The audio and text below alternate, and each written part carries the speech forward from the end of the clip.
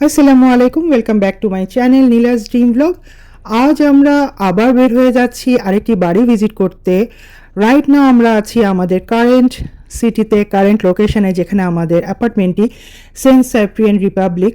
ভালো খারাপ সব কিছু মিলিয়ে এখানে আমরা দীর্ঘদিন ধরে আছি অপেক্ষায়, কবে আমাদের নিজেদের বাড়ি হবে সেই অপেক্ষায়।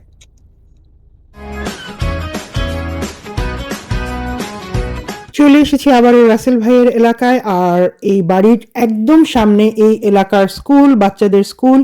আর রাসেল ভাইয়ের এলাকার একই রোডে যেখানে ওনাদের বাসা, 1 নম্বর বাসা, আর এই বাসাটা 15 নম্বর বাসা দেখতে এসেছি, যেটা এটাও 2 ইউনিটের একটি বাসা। এই যে মহিলাটিকে দেখতে পাচ্ছেন, উনি ভাড়া আছে উপরতলায়। নিচের তলায় বাড়িওয়ালা ছিল, তারা এখন অন্য জায়গায় শিফট হয়ে গেছে। সো পুরো বাড়িটি বিক্রি করে দিবে, ভাড়াটিয়াও মুভিং করার জন্য সব জিনিস এখানে রেখেছে। দেখুন, এই ওয়ালটা কিন্তু খুলে দেওয়া যাবে, নিচের অংশের সাথে কানেক্ট করা যাবে। সো সিঁড়ি দিয়ে উপরে উঠতেই খুব ছিমছাম অ্যাপার্টমেন্ট টাইপের মনে হয়েছে আমার কাছে, বেশ ছোটই মনে হয়েছে। এই যে একটি বেডরুম, একটি বাচ্চার রুম বা একটি ছেলে বাচ্চার রুম, খুব সুন্দর করে সাজানো গোছানো। আর বাইরের পরিবেশটা তো খুবই সুন্দর, অ্যাজ ফল সিজন চলছে, আর চারিদিকটা দেখতে সুন্দর লাগে।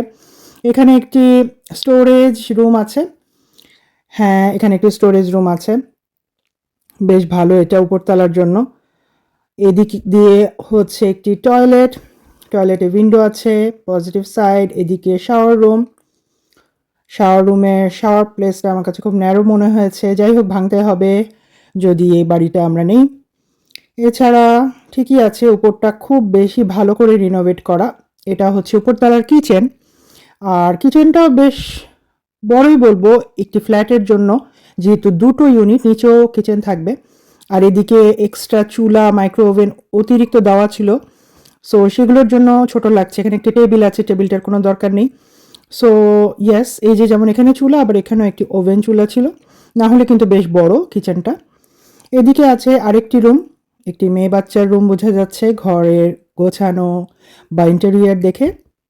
এদিকে একটি ওয়াকিং ক্লোজেট আছে, এবং মোটামুটি একটা স্ট্যান্ডার্ড সেমি ডাবল রুম বলতে পারবো, পুরো ডবল বেডরুম না। বাচ্চার জন্য ঠিক আছে, বাচ্চারা বড় হতে হতেও ঠিক আছে, বেশ অনেক কিছুই রাখা আছে। সো তারপরেও স্পেস আছে। এবং তারপর আছে এদিকে মাস্টার বেডরুম। অ্যান্ড মাস্টার বেডরুমটাতে এদিকে মহিলাটা বলছিল এই ওয়ার্ড্রোবটা, ওয়াল ওয়ার্ড্রোব বা আলমিরাটা তার নিজের পার্সোনাল, সেটা নিয়ে যাবে। আর এদিকে একটি ছোট্ট করে ওয়াকিং ক্লোজেট আছে। সো ভালোই আছে, এবং চারিদিকের নেইবারহুডও খুব সুন্দর, ভালো লাগছিল আমার কাছে দেখতে। কারণ আমার হাজব্যান্ড আবারও বলছিল এই বাসাটা সে নিতে চাচ্ছে।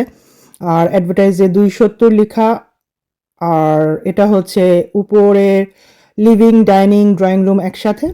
আর এর সামনেই আছে ছোট্ট করে এক টুকরো বারান্দা। সেই বারান্দা দাঁড়ালে সামনের স্কুল দেখা যায়, এবং বাচ্চাদের কিচিরমিচির শোনা যাচ্ছিল। সেই সাউন্ড আমি অফ করে দিয়েছি, কারণ আমরা এখানে অনেক পার্সোনাল টক করছিলাম সব কিছু মিলিয়ে।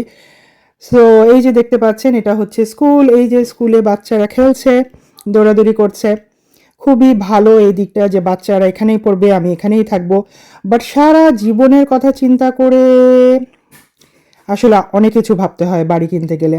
ফ্লোরগুলো একদম টাইলস করা, প্রতিটা বেডরুমে ছিল একদম ভিনিল ফ্লোরিং, উডেন ফ্লোরিং। এদিক দিয়ে নেমে আবারও তারা বলছিল যে এখান দিয়ে খুলে ফেলতে পারো, টোটাল 2টা সেপারেট ইউনিট না রেখে একসাথেও করে তোমরা থাকতে পারো চাইলে।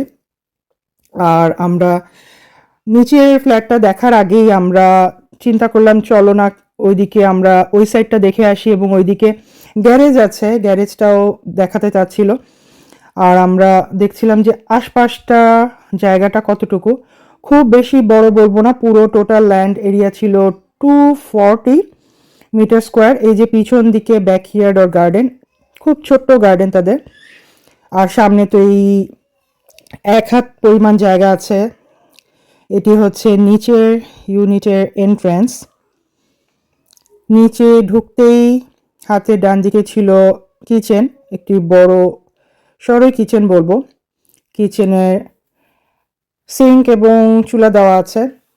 এদিক দিয়ে বাড়িটা দেখা যাচ্ছে, এদিক দিয়ে দরজা আছে, ড্রয়িং রুম ডাইনিং স্পেসে ঢোকার জন্য দরজাটা ওয়াল দিয়ে বন্ধ করে দিতে পারেন, তাহলে কিন্তু কিচেনে অনেক জায়গা হবে। এটা হচ্ছে গার্ডেন, এই ছোট্ট স্পেসটাই হচ্ছে গার্ডেন, খুব বেশি বড় না, কারণ ওই পাশটা আরেকটা বাসার। সো খুব বেশি বড় না। এখানে মরিচ গাছ আছে, যেটা দেখে আমার হচ্ছে খুব ভালো লেগেছে। আর ভাবছিলাম তাহলে কি এটা আমার বাড়ি হবে, কারণ আমি মরিচ খেতে খুব পছন্দ করি, খুব ঝাল খেতে পছন্দ করি। আমার হাজব্যান্ড খায় না, তরকারিতে দিতেও পারি না, বড়ই কষ্টে আছি। যাই হোক, আবারও চলে আসছে যাই হোক। আমি এত যাই হোক কেন বলি। এরপর আমরা ভিতরের রুমগুলো দেখার জন্য সামনের দিকে এগিয়ে গেলাম। ফ্লোরটা খুব একটা পছন্দ হয়নি আমার কাছে, তারপরও চলে।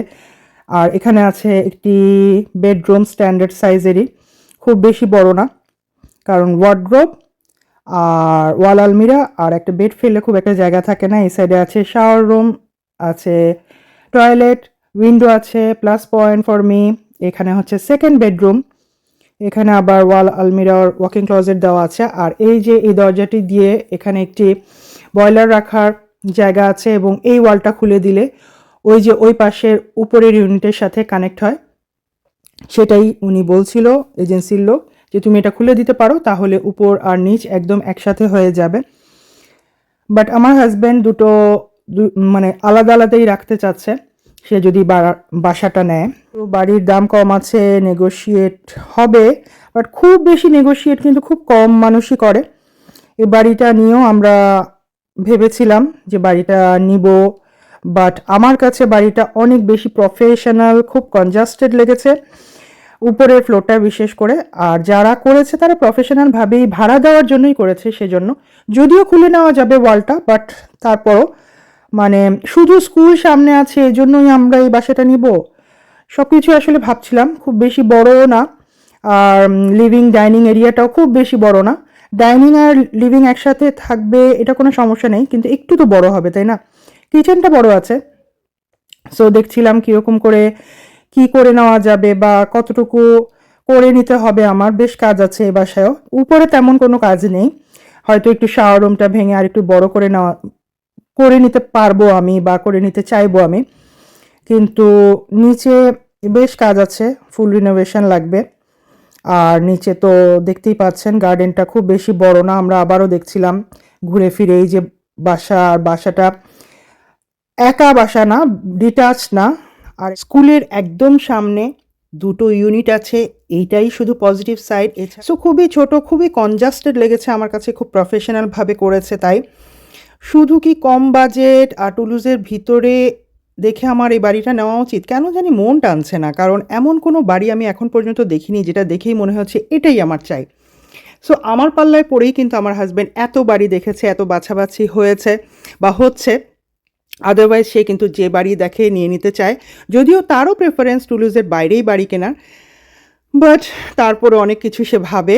কিন্তু আমার তো মন মানে না, কারণ যে বাড়ি কিনবো সে বাড়ি হবে আমার হাজব্যান্ড এবং আমার বাচ্চাদের অনেক অনেক ধৈর্যের, প্রতীক্ষার, অনেক শখের একটি বাড়ি। সো কিছুতেই যেন এ বাড়ির জন্য আমার মন টানছিল না। সো বেরিয়ে যাচ্ছিলাম সামনেটা দেখে। সো জানি না কি হয়, আল্লাহ কি রেখেছেন, ইনশাল্লাহ ধৈর্য ধরি। দেখা হবে নেক্সট ব্লগে। আল্লাহ হাফেজ।